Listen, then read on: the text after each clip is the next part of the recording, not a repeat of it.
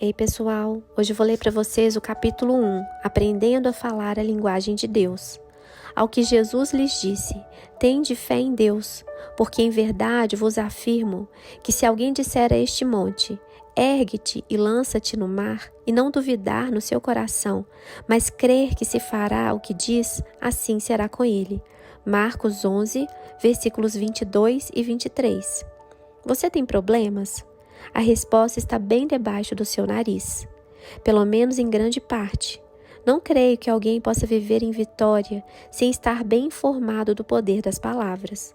Normalmente, quando temos montanhas em nossas vidas, falamos sobre elas, mas a palavra de Deus nos instrui a falar para elas, como observamos nas palavras de Jesus nessa passagem. Você está falando sobre suas montanhas ou para as suas montanhas? Quando Jesus disse para falarmos a nossa montanha em fé, ordenando que se erga e se lance ao mar, essa é uma declaração fundamental que merece um estudo. Em primeiro lugar, o que falamos para as montanhas em nossa vida? É óbvio que não é para lançar sobre elas a nossa vontade, mas sim a vontade de Deus expressa em sua palavra. Em Lucas 4, quando Jesus estava sendo tentado por Satanás no deserto, ele respondeu a cada tentação com a palavra de Deus. Jesus repetidamente diz, está escrito, e os versículos citados que vão de encontro às mentiras e decepções do diabo se seguem. Temos uma tendência de tentar isso por um tempo, e quando não vemos resultados rápidos, paramos de falar a palavra para os problemas e, novamente, começamos a falar nossos sentimentos, que é provavelmente o que nos levou ao começo de tudo.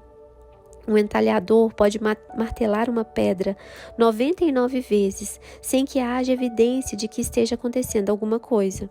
Então, na 100ª vez, ela pode partir-se em duas. Cada golpe estava enfraquecendo a pedra, sem que houvesse sinais que o indicassem. A persistência é um elo vital para a vitória. Devemos saber em quem cremos e dedicar-nos a conhecê-lo até ver o resultado. Obediência e perdão são tão importantes quanto fé e perseverança. Por isso vos digo que tudo quanto em oração pedirdes, crede que recebestes, e será assim convosco. E quando estiverdes orando, se tendes alguma coisa contra alguém, perdoai, para que vosso Pai Celestial vos perdoe as vossas ofensas. Marcos 11, de 24 a 26. Para ter certeza de que mantemos o equilíbrio neste ensinamento, deixe-me dizer-lhe que falar a palavra de Deus é algo poderoso e absolutamente necessário para vencer. No entanto, essa não é a única doutrina na palavra de Deus.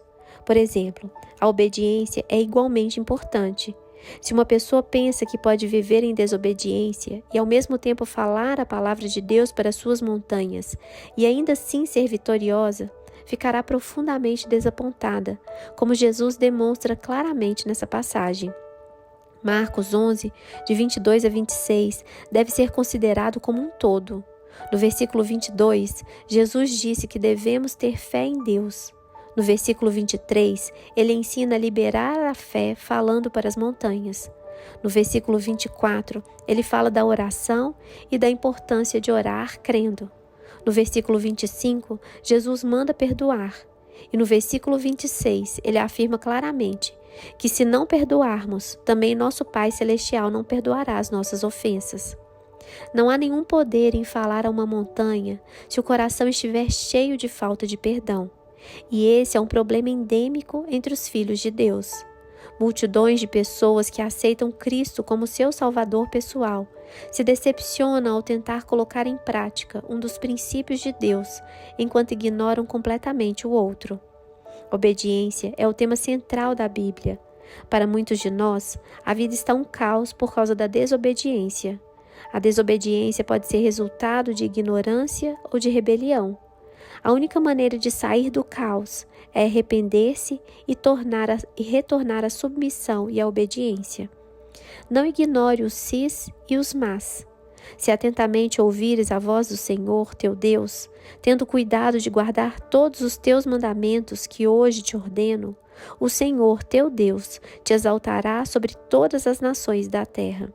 Se ouvires a voz do Senhor teu Deus, virão sobre ti e te alcançarão todas essas bênçãos. Deuteronômio 28, versículos 1 e 2. Por favor, observe o sis nessa passagem. Com muita frequência, escolhemos ignorar os sis e os mas da Bíblia. Considere, por exemplo, 1 Coríntios 1, versículos 9 e 10. Fiel é Deus, pelo qual foste chamado à comunhão de seu Filho Jesus Cristo, nosso Senhor.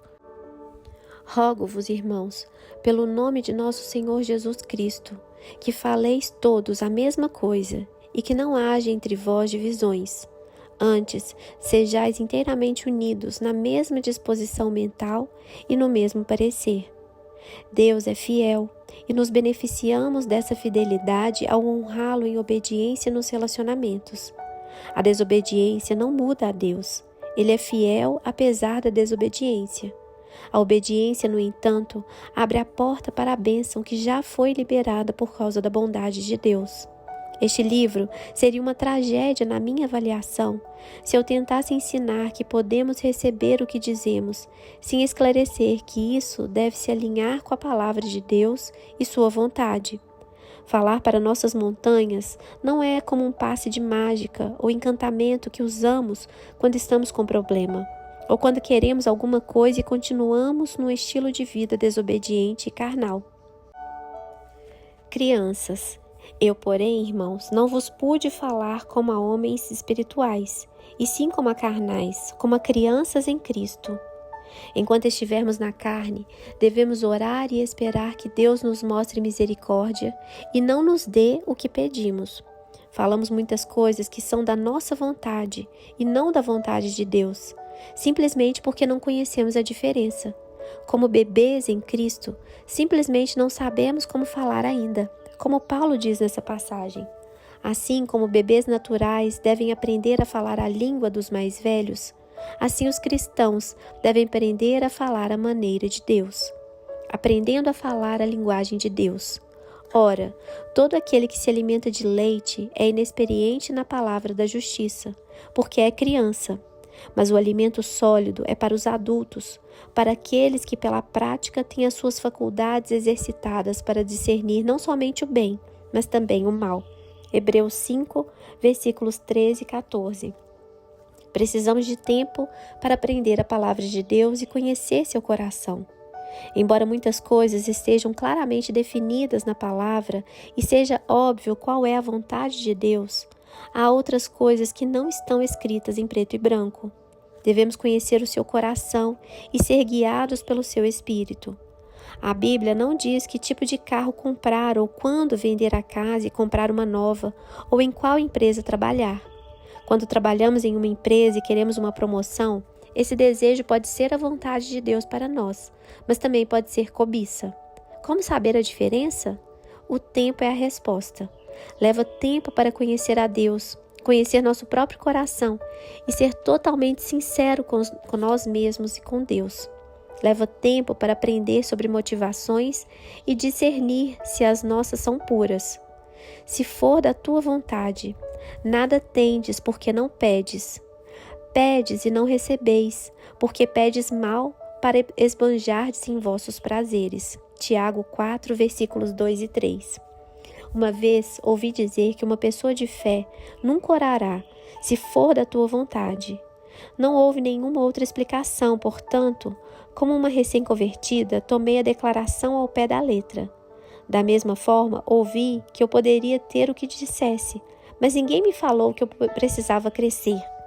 Talvez alguém tenha dito, mas estava tão cheia de mim mesma que não ouvi. Estava totalmente fora do equilíbrio. Eu queria o que queria e pensei que tinha encontrado uma nova forma de conseguir. Há algumas coisas tão claras na palavra de Deus que não temos que orar se for da sua vontade.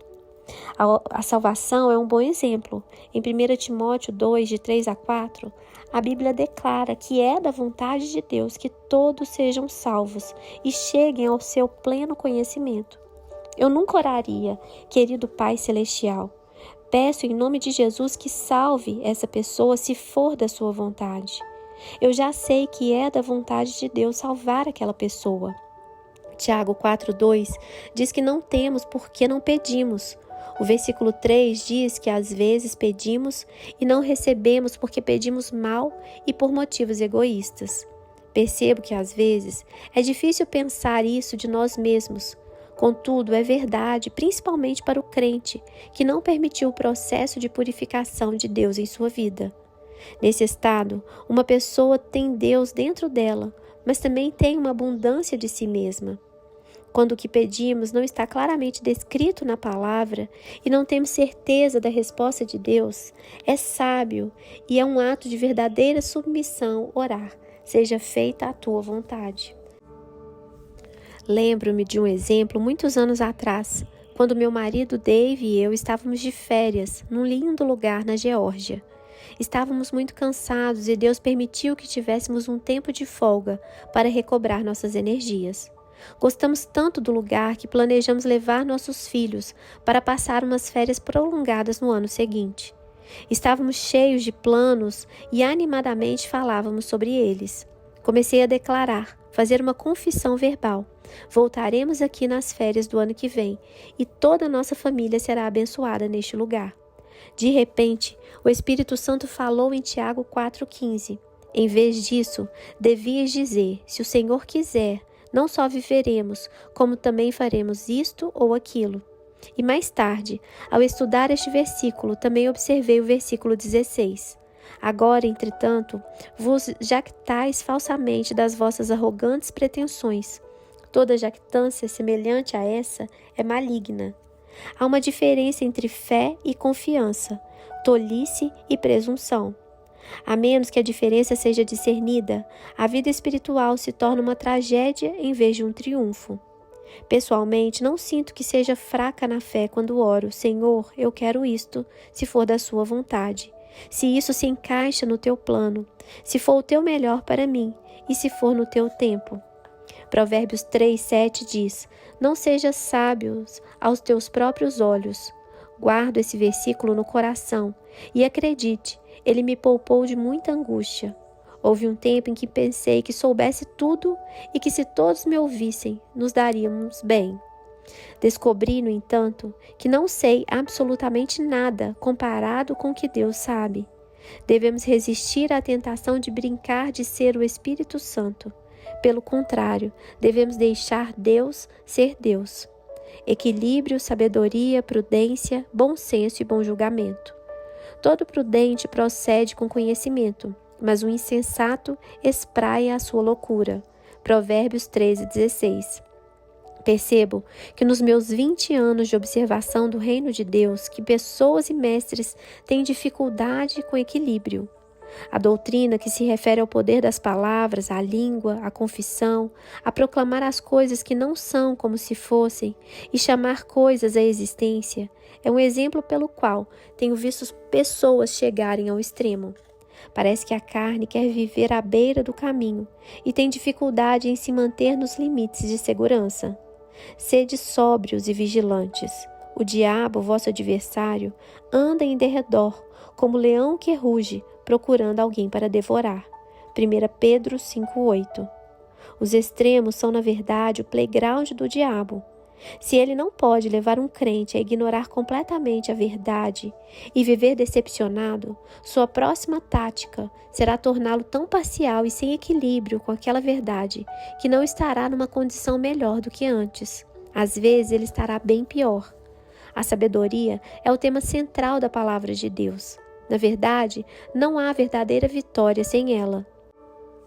No dicionário Webster, sabedoria é definida como compreensão do que é verdadeiro, certo ou duradouro, bom julgamento, senso comum.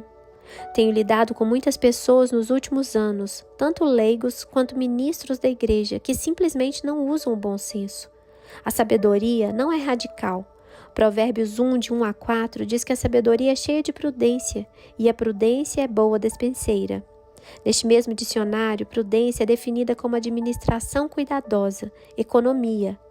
O adjetivo prudente é definido como usar bom julgamento ou bom senso ao lidar com assuntos práticos. Creio que podemos dizer que sabedoria é uma combinação de equilíbrio, bom senso e bom julgamento. Um mestre da palavra de Deus tem a responsabilidade de se fazer entender de maneira sensata, para que os crentes de qualquer nível espiritual compreendam. Fazer uma declaração generalizada de que você pode ter o que diz, sem qualquer explicação, é perigosa para o cristão imaturo. Creio que, como mestres chamados para treinar os filhos de Deus, é nossa responsabilidade perceber que nem todos que nos ouvem compreendem essa declaração. Significa que você pode ter o que diz, se o que diz está alinhado com a palavra e a vontade de Deus naquele momento particular. As pessoas carnais ouvem a mensagem com o ouvido carnal. Durante seu crescimento espiritual, elas podem ouvir a mesma mensagem de maneira completamente diferente do que ouviram na primeira vez. Isso não quer dizer que a mensagem estava errada, mas um pouco mais de esclarecimento poderia ter evitado que os bebês espirituais ficassem inseguros. A maioria dos mestres tem uma tendência própria em seus ensinamentos, que é legítimo. Isso tem a ver com o chamado de Deus na vida deles. Alguns são chamados para exortar e manter os filhos de Deus animados, zelosos e perseverantes. Outros podem ser chamados para ensinar a fé e outros prosperidade. Há aqueles que são chamados para ensinar quase que exclusivamente finanças.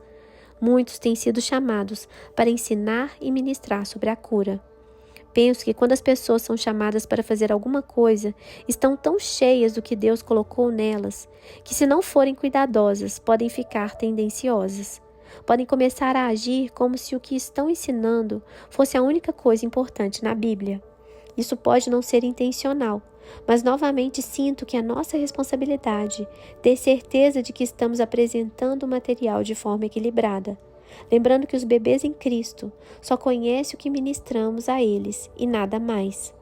Creio fortemente no poder da confissão. Creio que devemos falar para nossa montanha e também que muitas, se não a maioria das respostas aos problemas estão definitivamente bem debaixo do nosso nariz, na língua. Creio fortemente na maturidade do crente, na crucificação da natureza carnal, na morte do egoísmo, na necessidade da obediência e na submissão ao Espírito Santo. Em outras palavras, não estou tentando ensinar algo que somente o ajude a sair do problema ou conseguir algo que você queira.